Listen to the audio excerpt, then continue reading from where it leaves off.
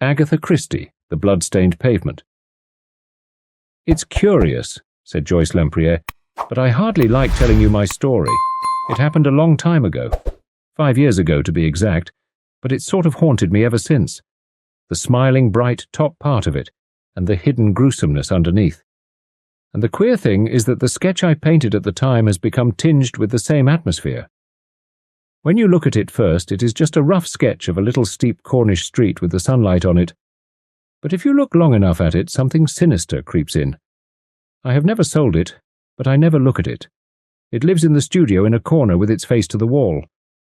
The name of the place was Rat Hole. It is a queer little Cornish fishing village, very picturesque. Too picturesque, perhaps.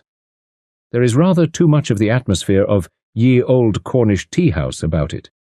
It has shops with bobbed-headed girls in smocks doing hand-illuminated mottos on parchment.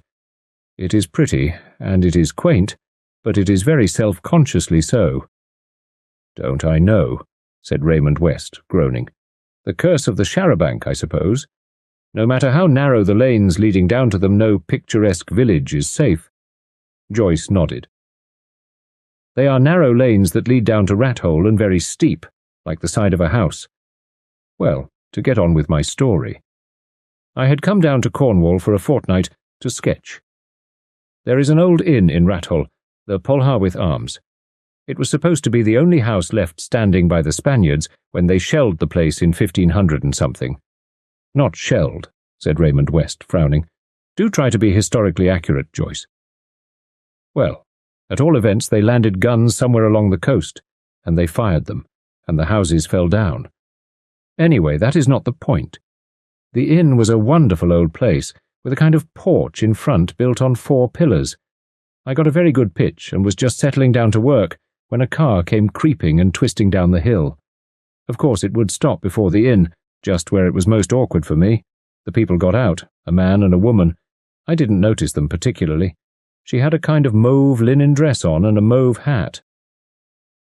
Presently the man came out again, and to my great thankfulness, drove the car down to the quay and left it there. He strolled back past me towards the inn. Just at that moment, another beastly car came twisting down, and a woman got out of it dressed in the brightest chintz frock I have ever seen. Scarlet poinsettias, I think they were, and she had on one of those big native straw hats. Cuban, aren't they? In very bright scarlet. This woman didn't stop in front of the inn, but drove the car farther down the street towards the other one. Then she got out, and the man, seeing her, gave an astonished shout. "Carol!" he cried. "In the name of all that is wonderful! Fancy meeting you in this out-of-the-way spot. I haven't seen you for years. Hello, there's Marjorie, my wife, you know. You must come and meet her." They went up the street towards the inn, side by side, and I saw the other woman had just come out of the door and was moving down towards them. I had had just a glimpse of the woman called Carol as she passed by me. Just enough to see a very white powdered chin and a flaming scarlet mouth, and I just wondered if Marjorie would be so very pleased to meet her. I hadn't seen Marjorie near to, but in the distance she looked dowdy and extra prim and proper. Well, of course, it was not any of my business, but you get very queer little glimpses of life sometimes, and you can't help speculating about them. From where they were standing, I could just catch fragments of their conversation that floated down to me. They were talking about bathing. The husband, whose name seemed to be Dennis, wanted to take a boat and row round the coast. There was a famous cave well worth seeing, so he said, about a mile along. Carol wanted to see the cave too, but suggested walking along the cliffs and seeing it from the land side. She said she hated boats. In the end, they fixed it that way. Carol was to go along the cliff path and meet them at the cave, and Dennis and Marjorie would take a boat and row round. Hearing them talk about bathing made me want to bathe too. It was a very hot morning, and I wasn't doing particularly good work. Also, I fancied that the afternoon sunlight would be far more attractive in effect. So I packed up my things and went off to a little beach that I knew of. It was quite the opposite direction from the cave, and was rather a discovery of mine. I had a ripping bathe there, and I lunched off a tinned tongue and 2 tomatoes, and I came back in the afternoon full of confidence and enthusiasm to get on with my sketch. The whole of Rat Hole seemed to be asleep. I had been right about the afternoon sunlight.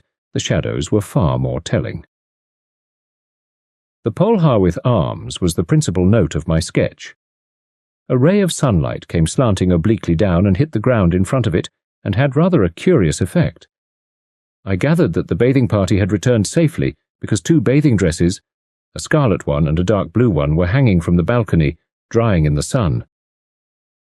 Something had gone a bit wrong with one corner of my sketch, and I bent over it for some moments, doing something to put it right.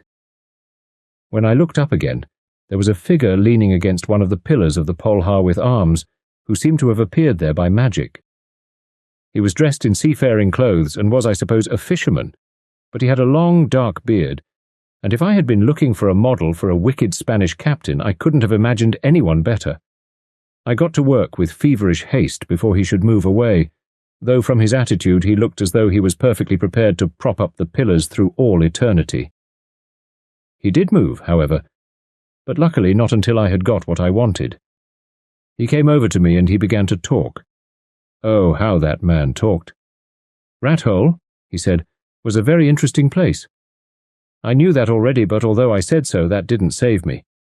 I had the whole history of the shelling, I mean the destroying, of the village, and how the landlord of the Polharwyth Arms was the last man to be killed, run through on his own threshold by a Spanish captain's sword, and of how his blood spurted out on the pavement, and no one could wash out the stain for 100 years. It all fitted in very well with the languorous, drowsy feeling of the afternoon. The man's voice was very suave, and yet at the same time there was an undercurrent in it of something rather frightening.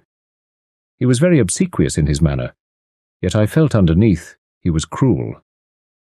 He made me understand the Inquisition and the terrors of all the things the Spaniards did better than I have ever done before.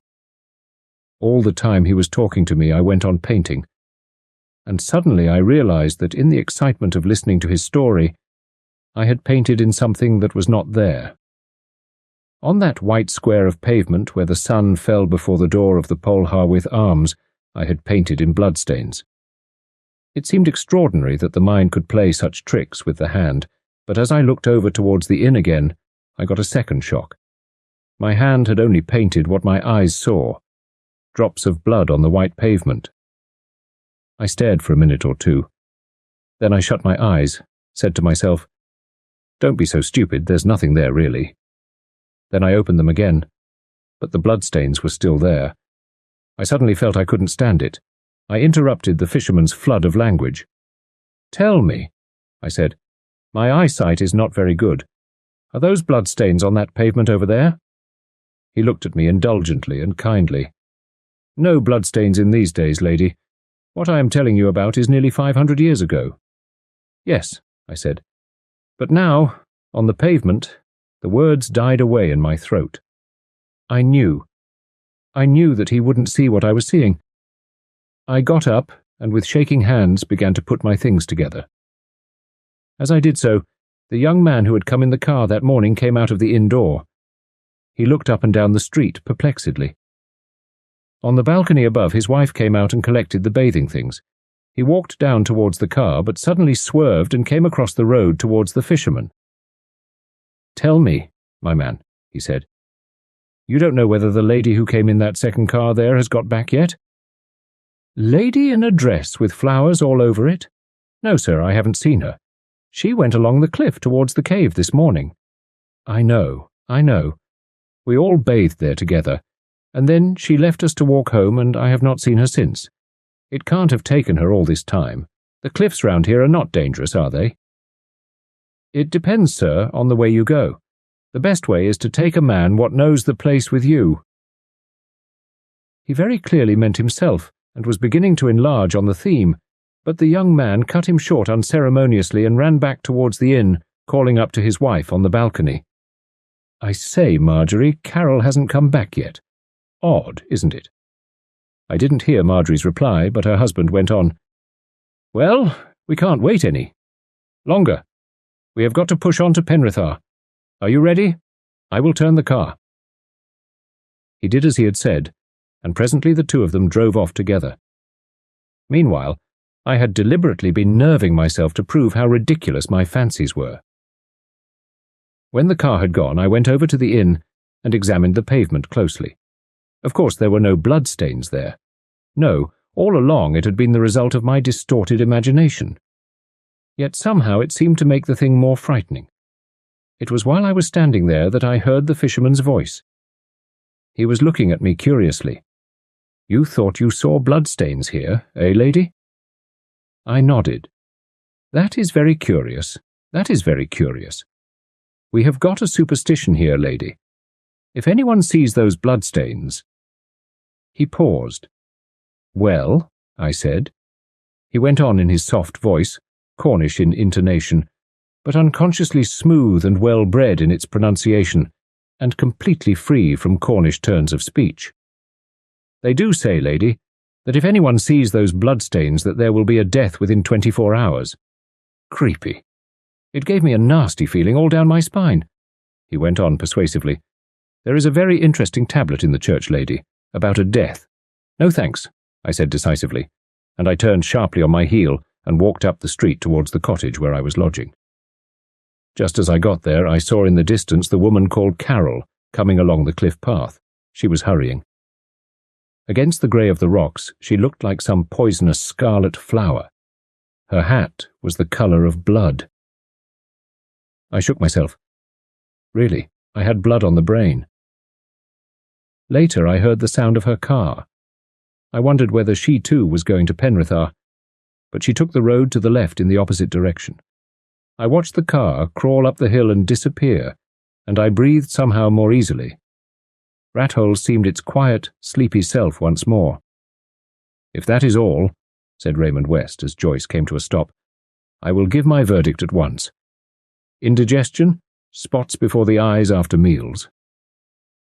"It isn't all," said Joyce. "You have got to hear the sequel. I read it in the paper 2 days later under the heading of Sea-Bathing Fatality. It told how Mrs. Dacre, the wife of Captain Dennis Dacre, was unfortunately drowned at Landier Cove, just a little farther along the coast.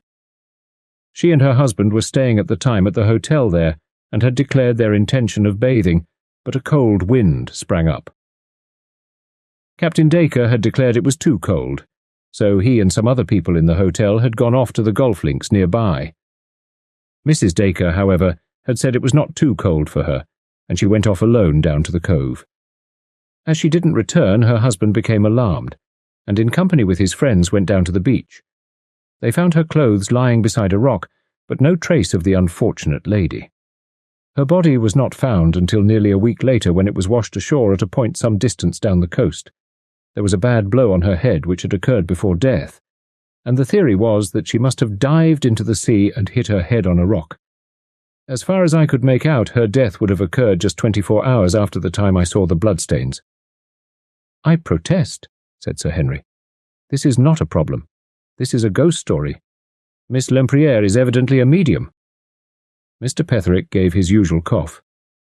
"One point strikes me," he said. "That blow on the head.